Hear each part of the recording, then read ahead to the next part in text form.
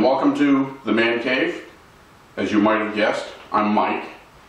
Thought I'd shoot a couple of videos regarding rebuilding motorcycle wheels, specifically spoke rims. I know a lot of people are intimidated by doing something like this and they just as soon leave it to the experts. I myself was in that category at one time and decided, you know what, I do pretty much all the other wrenching on motorcycles when I'm doing my restorations, so why not tackle this? And so after a couple tries I found out it wasn't really all that difficult. So what we have here today is these are rims off of a 1971 SL70 Honda. But generally, most of the early 70s and even later motorcycles follow the same basic concepts, if you will, for lacing and setting up spokes and rims. So this one's one I've already done. You'll see this in the second video, the steps I did to lace this up, get it trued up. But for this first video, what we're going to be doing is we're going to be taking the original rim here, we're going to break it down. I'm going to skip over polishing up the hub, but the only thing I'm reusing out of this assembly is the hub. Spokes will be replaced. We have a new rim here to go to as well, and it'll look as nice as this one does when we're done. So hope you enjoy the video, and I hope I give you some good information that you can use. Alright, so as I said, we're going to be breaking down this wheel here and replacing it with new spokes and a new rim. But we don't want to get too far ahead of ourselves at this point. We're not even going to be dealing with this just yet. So we'll put those aside, and what we really want to do is we want to focus on this. So you really need to become familiar with the wheel. Make sure you know what the diameter of the rim is.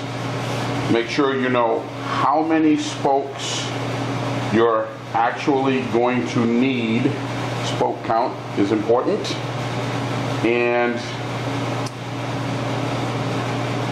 when you go to break this down, you want to resist the urge of just taking a Sawzall and just hacking these all off.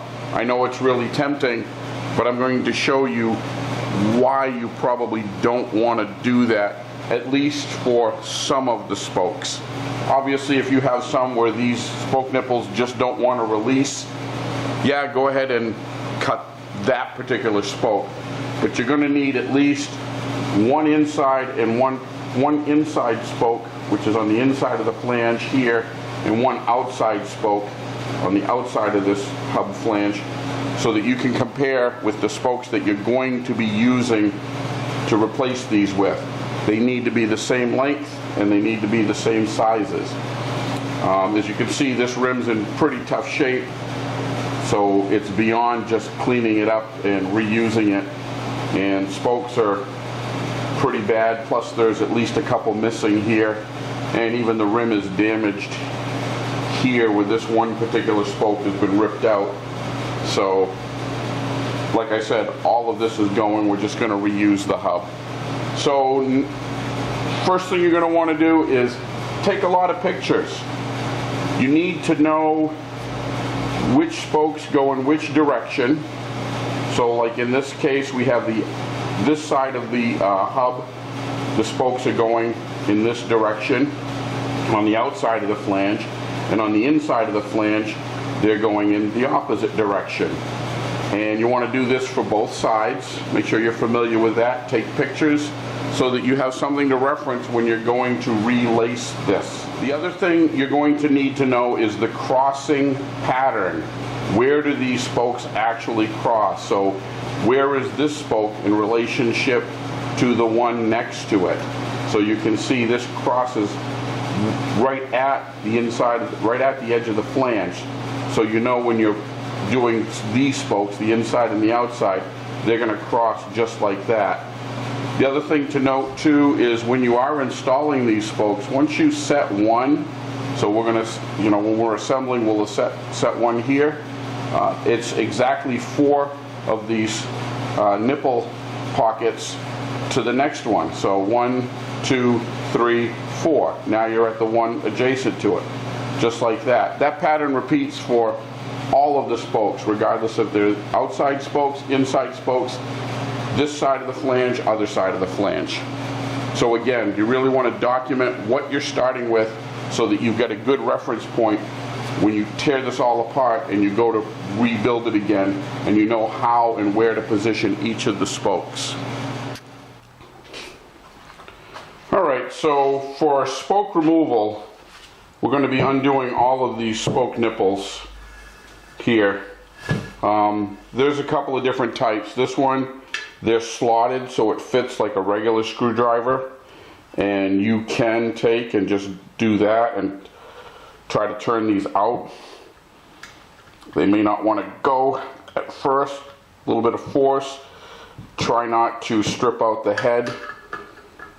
And then I've got this one started now, so it'll go pretty quickly. And you're just going to turn these all the way out. And don't worry about pulling the spokes themselves just yet. We're just going to remove all of these spoke nipples. And again, we're not reusing these, but we want to hang on to at least 1 or 2 to compare sizes with the replacement spokes that I ordered, to make sure that everything's going to line up properly.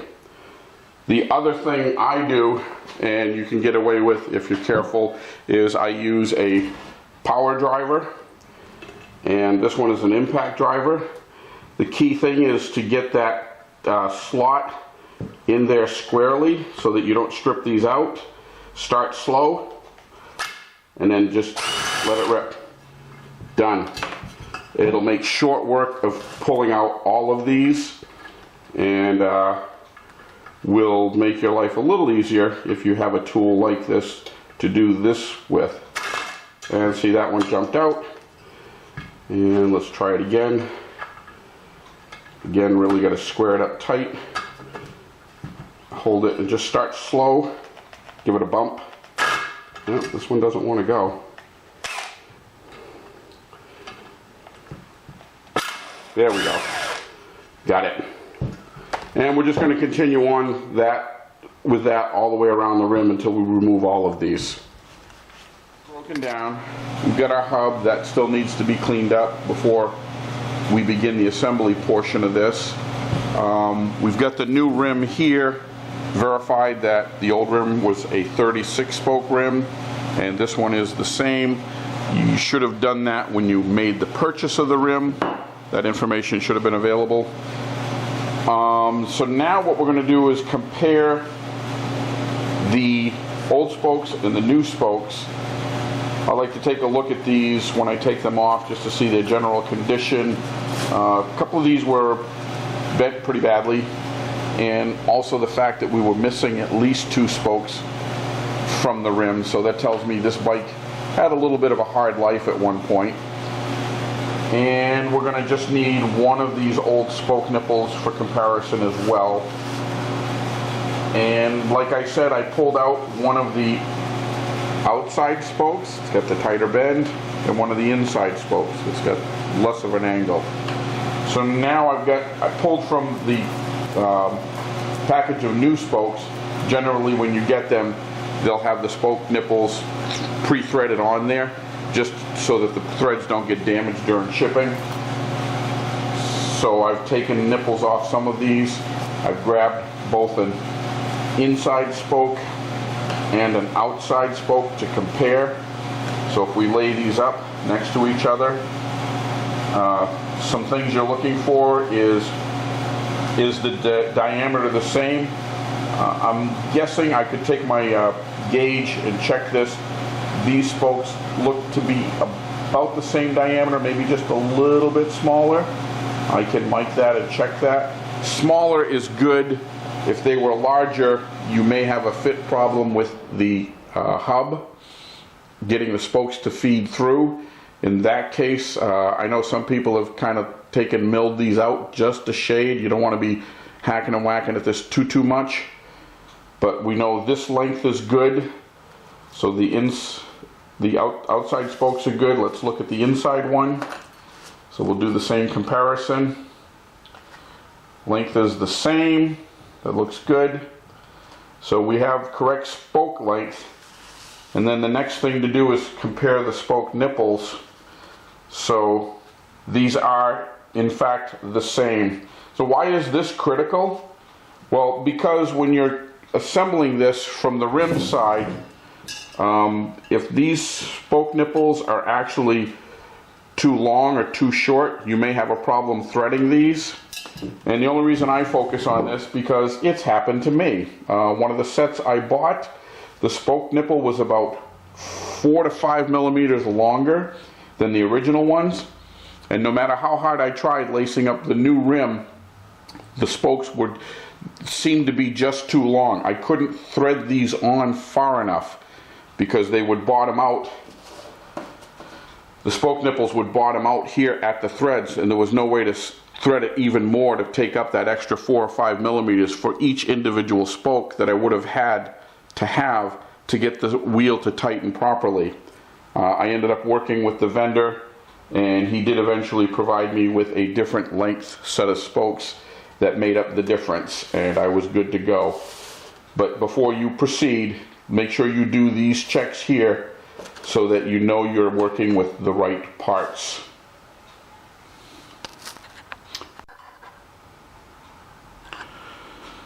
So we have yet one more check that we're going to need to do. As we've been talking about, and you're probably tired of hearing it, we have the inside, then the outside spokes. What you want to do is you want to go through all of your new spokes and separate them. You want to separate all your inside spokes together, all your outside spokes together. These sometimes, depending on the bends, can be a little confusing to look at. If you have to, do it a couple times, but what you're looking to do is make sure you have all of these grouped together, and then we're going to count. So these rims are 36 spoke rims. So you should have a total of 18 inside spokes, 18 outside spokes. If you have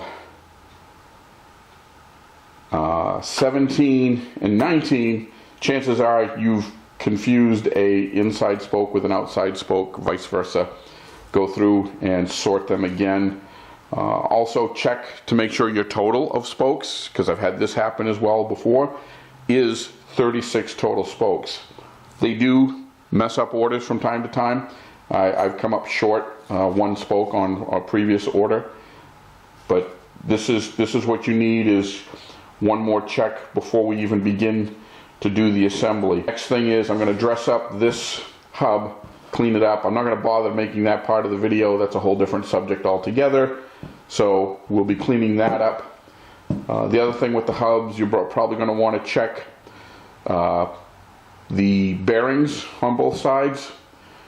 And if any of those are found to be dragging or not really smooth, you probably want to replace those. I generally will do that after the wheel is assembled, but certainly you could do it at this point as well. A little easier to do in my view with an assembled wheel, but to each his own as far as that choice goes. Alright, next up we'll be beginning assembly.